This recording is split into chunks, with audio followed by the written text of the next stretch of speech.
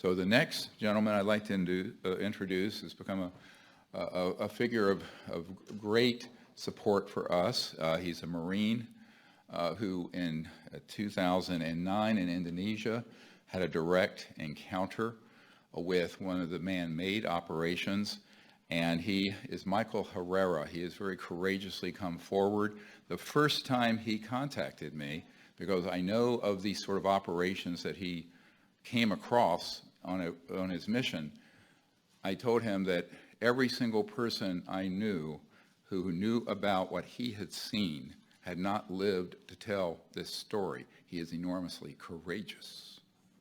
Thank you, and welcome to Michael Herrera.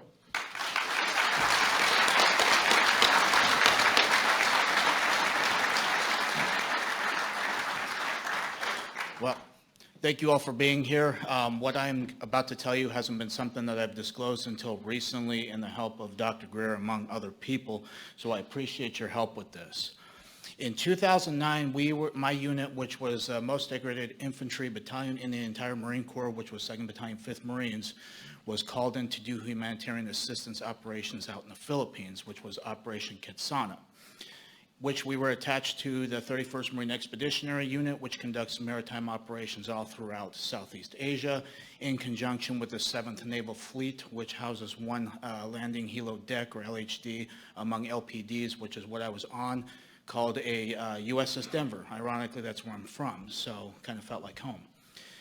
Now, during that operation in Quetzana in the Philippines, they had actually heard that a tsunami and earthquake hit the western part of Sumatra, which is western Indonesia, Padang City more specifically. Out of all the ships in the 7th Fleet, the ship I was on was the only one that was routed to that location, which was oddly strange, but then again, this is my first humanitarian operation, so I don't know the logistics of it, but the skipper of the ship would probably know that information. So this happened September 30th. We ended up getting called and dropped anchor around October 8th.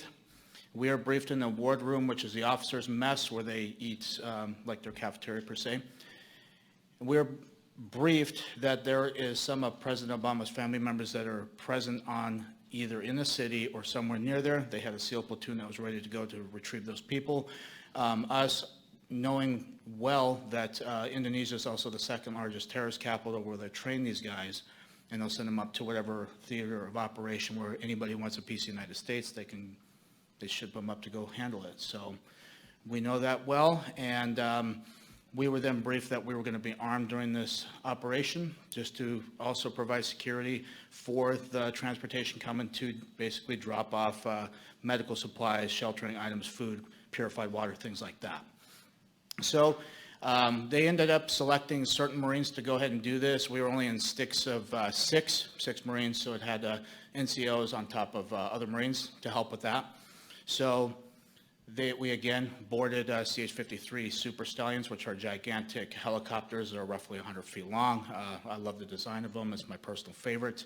But we ended up boarding this on the ship, and we flew to the southwestern part of the city, which is Padang.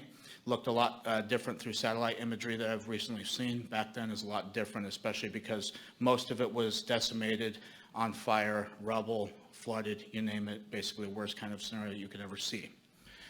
From then, once we touched down on this landing strip, it took probably about 2 minutes. And then again, the pilots got radio confirmation to go ahead and drop us into certain parts. So we again dropped to a hasty LZ, which took probably about 6-7 minutes to fly to from that position. And we dropped to a hasty LZ. We got off the bird, and what we were instructed to do at that point through the briefing was to push to a high ground at least to get better observation. As a Marine, the tactical advantage that you get from having a observation from a top point is you see everything clearly. You could also coordinate from there. At that time, we had did a tactical column, which we are able to get eyes on pretty much everything, especially with 6 Marines, so we have the effective communication at that point. If we need to engage, we can properly do it within the amount of ammunition we've got, as well as the weapons that we got, which were only M16A4s. So at that point, we decided to push forward. We trekked up about 300 meters. At this time, I have a Panasonic camera that has the ability to take photographs. It has ability to take videos, obviously. When we got to this high point, I was taking video camera, and I had actually turned to the north, which just kind of slopes down. And right there was something that stuck out like a sore thumb, especially with jungle terrain, things like that, vegetation, very green stuff, was something that stuck out so well. It's always going to be basically imprisoned in my mind for the rest of my life, and it has been for 14 years, was something that was rotating, and it was transitioning between colors like a light matte gray, as well as a dark matte black. So in between, that's what it kept, and it was very smooth. We had all looked at each other as we got online, and we decided to investigate. The further thing I want to say is that I actually took pictures and video of this before we actually trucked down. We had a dump pouch where we basically, if we expend ammunition, we want to retain our magazines, so we put those there. So I dropped my camera in there, and we decided to go down. We didn't have any communications, which was weird, and that was a very odd thing, and it's something that either could have been good that we didn't, or it could have been something that could have been very bad. And it just however you want to look at that. Once we got down this slope, we were approximately 150 meters away from this craft. When we all got to the point where we could see it, just like behind here, again, Mr. Schratt, phenomenal job. You can see that the craft here actually was roughly about 300 feet. And the reason why I know this is because you could fit 3 of the helicopters that we flew in on underneath this craft. It was rotating a clockwise motion. The panels here that you see, the black ones, at least 3 of them, was like a Vanta black, very dark. I have no idea what that was.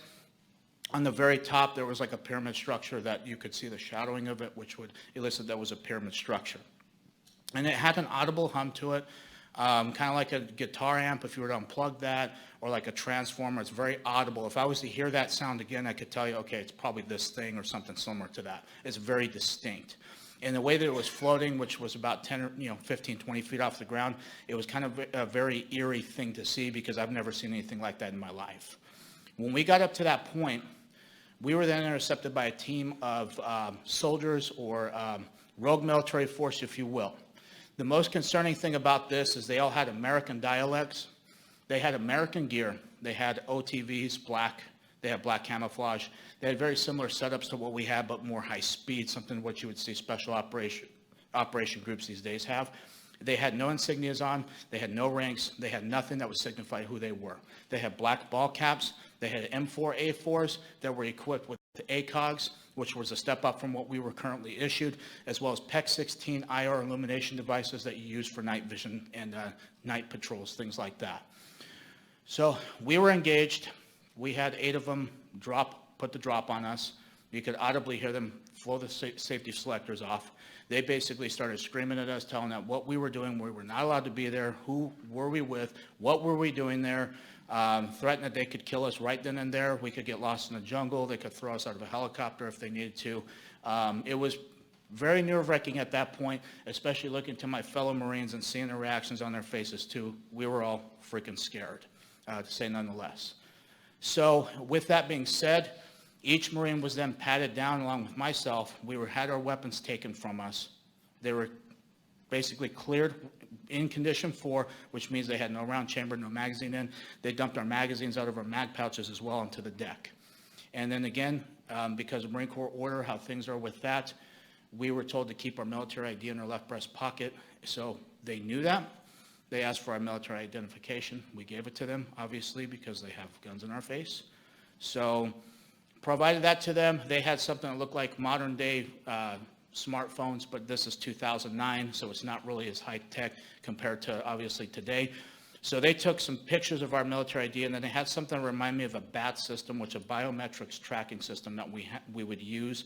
This is for insurgents or anything like that. It would take fingerprints, it would take retina scans, it would take pictures of them and document them. So if there's other militaries that were coming to relieve our post, they would actually have this information too to know who they are dealing with. That's what it reminded me of, and I had trouble scanning the IDs. As this is going on, we're going back between these guys as well as what's going on in the background. At that time, there was 4 of these trucks, which were F-350s. They were up armored. They were pretty beefy. They had weapon cases that I've seen before because of something that we've actually loaded weapons into. They had 2 of them that were in the back of each truck. They also had these containers that was illustrated right here, which come to find out through recent revelations from yesterday from somebody who came forward to Dr. Greer. I don't know who they are, but what they had told him and what he has told me is that this gentleman knows exactly what these were used for, because they had like a cylinder on the front, which is either for oxygen or what I have hypothesized was for vacuum sealing, which lead me to suspect that they were smuggling narcotics or drugs. Come to find out it's more disturbing than that. This gentleman has first-hand account with this and says that it was for people. It's very disheartening, especially because that part of the world have already gotten ravaged, and it's something that is very hard to see right now because of what I've witnessed, and it's very disheartening. And this is why I'm up here.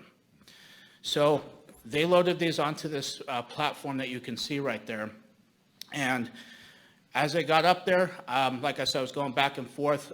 These guys are still searching our stuff. They're still, pointing their weapons at us. And after the last 2 trucks that I saw that actually got onto that platform unloaded, they had 4 guys in each truck that would unload everything. However they did it, I can't tell you because, again, I was focused on this as well. And these trucks drove off. As that happened, this platform actually rose up off the ground itself. The top part of the craft actually met it down in the middle like this, and it formed into one solid piece. It floated right above the tree line. As soon as it was able to break that tree line, it actually had on the corners of each of these, which was an octagonal shape craft, by the way, on each corner it emanated a light. It was either red, yellow, green, or blue. Only those 4 colors I can distinctly remember. It didn't make any additional high-pitched sounds when it rose up. Once it got past that tree line, it shot over to the left, basically where the ocean was, at so fast, I would estimate probably 3,000, 4,000, 5,000 miles an hour instantaneous like that. There was no rotor wash, no exhaust that would disturb the trees, vegetation. The coconuts that were on these trees were not even touched. It produced no sonic boom. This thing was so fast. So as that happened, they basically had told us to turn around. As we turned around, kind of a couple things that went through my head at that point was that we're done. They actually started loading our magazines into our back into our vest in a way that would be hard to get them to put them into a weapon and to actually, charge the weapon and actually put it around in the chamber. So they put those in. They actually slung our M16s on their back for us, but when they did it, the Marine Corps not really issued the best gear, especially at that time. So the slings back then were, I would say, subpar quality, cut my neck pretty good, and they kind of went in that motion and made sure they were secured so we couldn't really get them as easy. And they escorted us back up this slope. And they told us we were not allowed to look back. 2, that we were not able to talk about this. They were actually, 2 of the guys were actually talking about either, hey, should we smoke these guys right now? That's what they kept saying. It was kind of feeding more into the fear at that point because, again, I don't know who these guys are. I know they had American gear. They had American sidearms as well. If these guys have actually taken an oath like we have, and then why they're going against people like us and even willing to kill servicemen who just even stumbled onto this, it just blows my mind, and it's very sick. So as we broke atop this hill, we decided to book it. And we ran back to the LZ. There was a gunnery sergeant that was attached to the ship. I don't know this gentleman personally, but I know he's very unhappy with seeing us because we had actually had our weapons slung. We were not combat effective at that point if we needed to be. He asked specifically why we were. We didn't tell him exactly why. We just came up with an excuse. And then we waited for the next CH-53 to approach, and we got on board, flew back to the ship. We turned our weapons in back to the armory. We took our gear off back in our berthing, and we went upstairs, fast-tracked to a couple days later, which we end up in Subic Bay, which is like the party town in the Philippines. So we had 3 days there of liberty. The first night I come back, because we had to report back to the ship each night, we were not allowed to stay out in town. My rack was on my camera was on my rack, and the memory card that was in it was out. And my battery was out of the camera, missing as well. So all of that was missing. The only thing that was there was the camera. Mind you, I had my locker secured. I had other stuff that was basically piled on top of that camera. So whoever did it knew what the hell happened. So after that, the other thing that was also notable with that was each of the Marines that were with me also had their cell phones taken that they brought. Even though they didn't bring them on the mission, all their stuff was missing. Fast tracking back when we returned back to Okinawa, one day I had got a call from the duty that was in the barracks. Each barracks has like a duty of Marines that are, making sure there's still order, things like that. He had been told that I needed to go up to the CP, so he informed me, so I had hightailed it up there. And oddly enough, there was nobody in the building, except for one gentleman who was wearing Air Force dress blues that was missing a name tag, which I understand in Air Force policy or regulations that they were supposed to wear a name tag, and he did not have that. I gave him the proper greeting of the day, gave him the salute. He had pulled me into an office, and he has said, "You are not allowed to tell anybody in your chain of command. I don't care if it's a general. I don't care if it's anybody. You are not allowed to talk about what happened. You can go to prison for this, or you could be killed." So he slid over a non-disclosure agreement, and it had two things that I can recall to this day as I quickly skimmed through it, because again, I had thought we were going to forget about this whole mess. And one was said TSSCI, and the other said Indonesia. There's only two things I can recall out of that.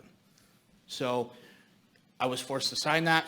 I signed it, and I had got the hell out of there as quick as I could. Before I did that, I tried to ask him who he was, and he would not tell me who he was.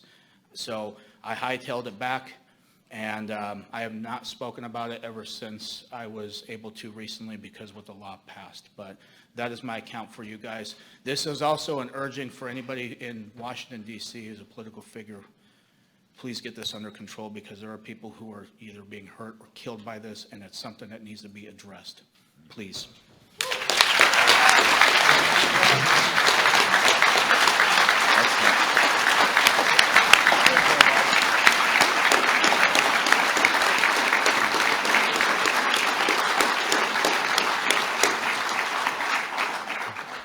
Thank you, Mr.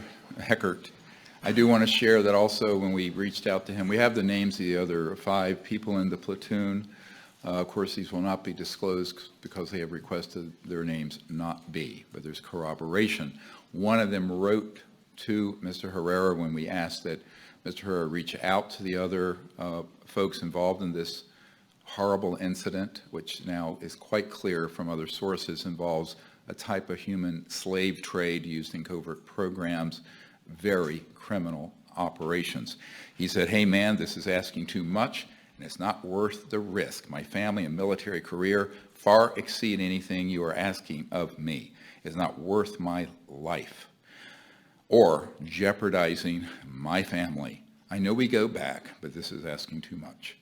You need to get out of whatever you are in, and don't get me involved with this mess. My career isn't worth helping you. Don't ever ask me to do this shit," excuse my language, "again." This is from a Marine platoon member. Now, many of the people in the Disclosure Project Intelligence Archive are folks who have had that response because they need protection in their career. Some are still in the military. One I'm dealing with still has a TSSCI clearance who contracts with one of our agencies here outside D.C. So I think that this has to be dealt with in an orderly fashion immediately by the Congress and by the President.